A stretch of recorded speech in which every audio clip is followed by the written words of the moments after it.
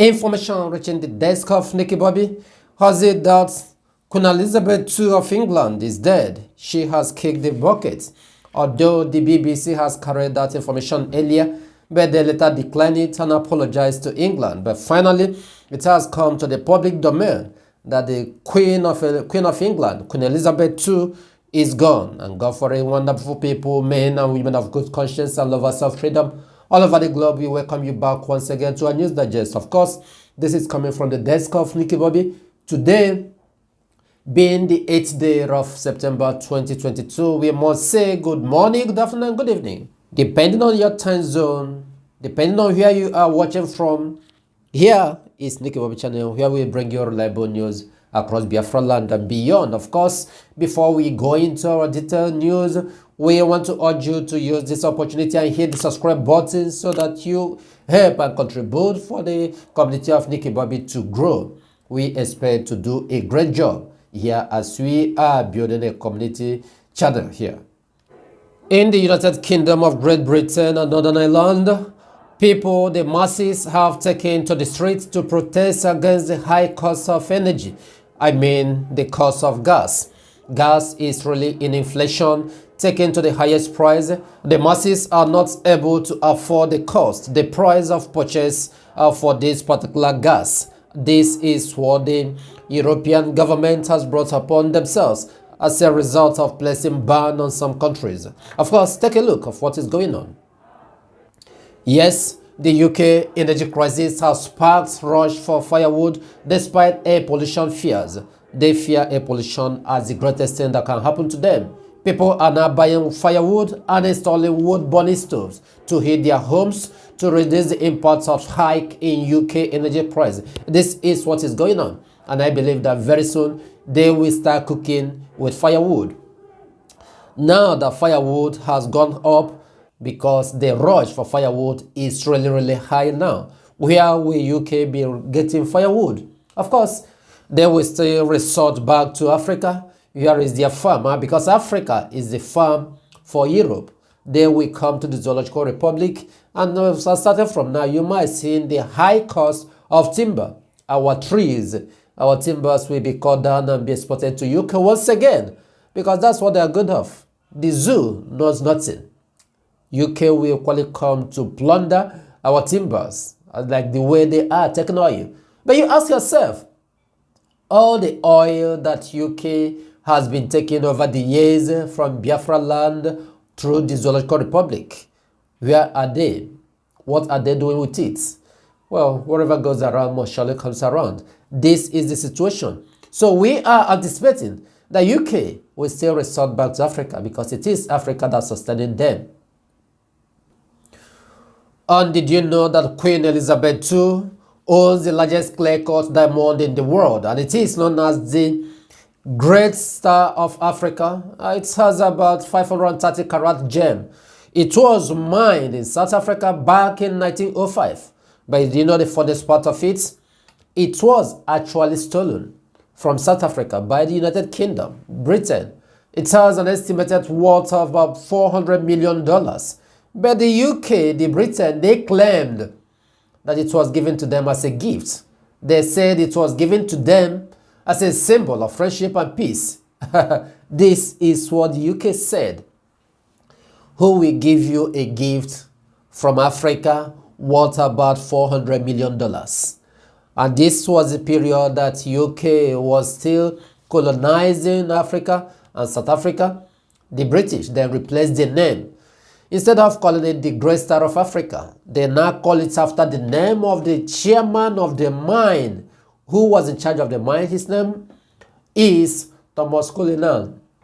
This is the situation of things, and this is the history about UK, about Britain. They go from country to country, especially in Africa. They plunder their resources and they change their name. They utilize it to their own advantage. Today, we are anticipating that the firewood, our timbers, will now find their way again to UK. There will be mass exportation of timber to UK because we are still seeing it. That possibly they will start cooking with firewood. This is the situation. On following that is a little update from Barrister Aloy Ejimaka on his visit to Mazi Nnamdi Kanu. He has really reiterated that Mazi Nnamdi Kanu is truly happy based on the updates of today, what is going on. That he remains energetic, he remains steadfast, looking forward to see what the future will bring in comes 13th of September 2022. He greets all the good people of Omuchineke, all the supporters of what we are doing. That reminds me, whenever you are really fighting for freedom with your clear heart, then you will know that those who expect to reap the benefit of freedom must, like every other man, those who fought, undergo the fatigue of supporting freedom. You cannot just see somewhere every day you are talking freedom. No. If you actually want to reap the benefits, you have to undergo the support. You have to support it. That is what it means. Mazi Nnamdi Kanu has set a record. He has set an example to all of us, and we are working towards it. We have been following his footsteps. On following that, in Enugu State, UGM have deleted about 3 policemen as well as 2 civilians when in their own operation. The UGM, suspected to be armed robbers, have reportedly deleted about 5 persons, including 3 policemen, and as well as taking some other people into hostage in Enugu State. The 2 persons were also reported to be civilian. This is the situation of things. The incident happened at New Haven area of Enugu North local government area of the state capital on Wednesday night. That was just yesterday. Information has it that the attack occurred around 10:30 p.m. in front of St. Francis Supermarket at Block Bus Stop. These UGM, who were believed to be robbers, were reported to have stormed the area and engaged the policemen on stop and search duty in a gondola. Well, that's what will really happen to the police people in the Zoological Republic. Every now and then, that is that. I am not saying that the activities of going to steal is okay, but then police is the #1 people that commit crime in the Zoological Republic. This is the country I have seen that their police, their forces are the prime suspect. Even not even the prime suspect, they are the #1 people that brings about crime in the area. Nigerian police, you need to fear them. Nigerian police, Nigerian army, DSS, of course, DSS is still under police. This is the situation of things. And in Enugu, they really saw it last night. That is the situation. And following that, yesterday we've got this news that the bandit negotiator, should I say the commissioner for bandit negotiator in Abuja, was arrested in Egypt and repatriated to the Zoological Republic. Should I use the word repatriated because it seems to me that they freed him and they brought him back to the zoo, because over the years, the Minister of Bandits as well as his commissioner, they have been working in Nigeria, military protecting them, guiding them, escorting them. Their entourage is military, DSS and police. Then who will arrest them again? So when you talk about repatriation, you find out that he has no water. So he is the bandit, he is the commissioner for bandits in terms of negotiation as well as Boko Haram and other Fulani Tea groups. These are the 2 persons. The first person you are seeing here is the minister for banditry. He is the one negotiating, going to forest, delivering goods for them, taking doctors' medications to them in the bush. This one is the one that, yes, 2 of them equally negotiate, but this one, the one by the rights, he is the one that is in the commissioner, while the other one is the minister. This is how they share the business in the Zoological Republic. The question you ask yourself is, as some people, some politicians in Nigeria are saying, this is a breakthrough that the DSS has done it. What's DSS? He left all the way from the Zoological Republic, then to Egypt. The DSS in Nigeria couldn't get hold of him. The police, the army in Abuja couldn't get hold of him. And it is in Egypt they are claiming that DSS has done a great job, that they have, it's a breakthrough. Something like FFK who doesn't know anything to say. This is the situation of things. In your own country, the zoo, your DSS, your army, none of them could do anything because they are the one, they are the bodyguard to these negotiators. But look at in Egypt, it's where they got them and brought them back. That is to show you that the FG is truly compromised. They know what they're doing. But how can you think that kidnapping in the zoo will give you the type of money you need to run the country? You see why we say that the Fulanese lacks a lot of reasonableness. You left oil that you've been stealing over the years. You left other resources. You left extortion you've been doing to the Southerners and Easterners. You believe that kidnapping is still what you will use to resuscitate the economy of the zoo. I'm asking the FG of the zoo, because that is what it seems to be.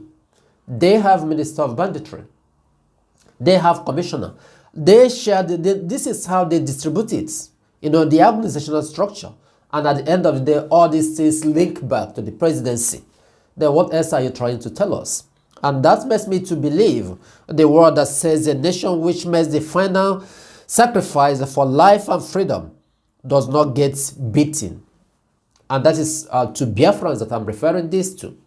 If you make the ultimate sacrifice for life and the freedom, we will never get down. And that is what Biafra did in 1967. Our fathers, our great-grandfathers, our uncles, they made the great and the final sacrifice for life and freedom.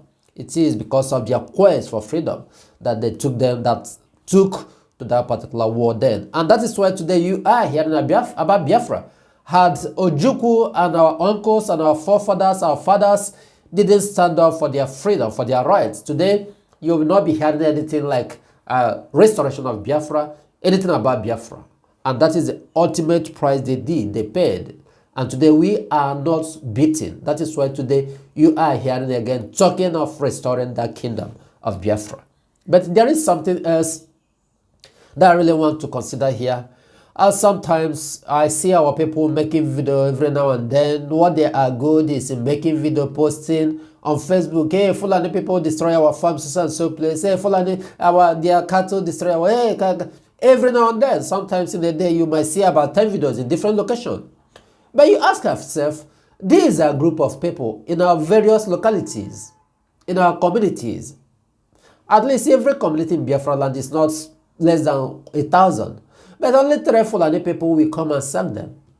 Sometimes this is really, I really think about it. I've asked myself a lot of questions. Is there anything wrong with our people, or did these things, what exactly is going on? 4 Fulani persons with their cattle will enter an entire community, destroy their farm, sack them. What our people are good with is just making videoing what is going on. Videoing here they are destroying their farms and they posting. I believe you should do better. You should rise up and do better. That is the best thing that will make you as a person. Stop talking a lot. Take action. Because when you continue talking, you don't take action. It doesn't make any sense. And that is why when men are fighting trying to see how to liberate their own people, and some people who are Yahoo people, who have turned themselves. Of course, they are pastors. To me, all the pastors are Yahoo in nature. That's what they do, because they know what they are doing is not real. All the things they are proving is not real. Just like this one in Anambra, he have started making mouths. He was the one who prophesied last time. That's why I continue blaming our people for going back to such people. They will use Bible, use it to scam you. Tomorrow you still go back. And you know that the things they prophesied for you didn't come to fulfillment. It was this guy who said that Mazi Nnamdi Kanu will definitely come out in December 2021. Yes, this was the major of a guy. He was the one that he has prayed, that his God has told him it will not exceed December 2021. I was looking at him. Because within that time, so many people were believing that it will happen within that zone because of how things were turning around. So he keyed in. He want to sell his style. All of them are scammers. Those pastors, Yahoo people. And today he has turned around because he has collected money from some of the politicians. Look at what he said, that Igbos will suffer and become homeless if they keep agitating for divided Nigeria. This is what this man is saying. While other people are busy trying to see how they can salvage him with his idiocy. And look at what he's coming out to preach. that people should stop agitating to secede. Let me not just say secede, that people should stop agitating for the restoration of Biafra. If they do that, they will suffer for the entire life as well as become homeless. This is what this man is saying. Every of them you see, you feel that they think that they have anything to offer. Nothing. Nothing. They are just doing this thing because they are making money from it. They didn't even see where an angel passed through, let alone God. But every now and then they will be telling you they sat with God. God tell them. When did God tell you that Mazi Nnamdi Kanu will come out in December 2021?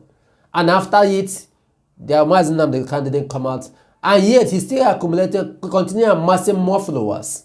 Black people, they continue following him. Even though his prophecy didn't come to fulfillment, they're still following him.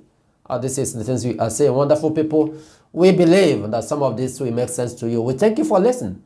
We say that it is in Biafra land that all of us have our citizenship, and until Biafra is fully restored, we will not rest. May you remain safe and blessed wherever you may be.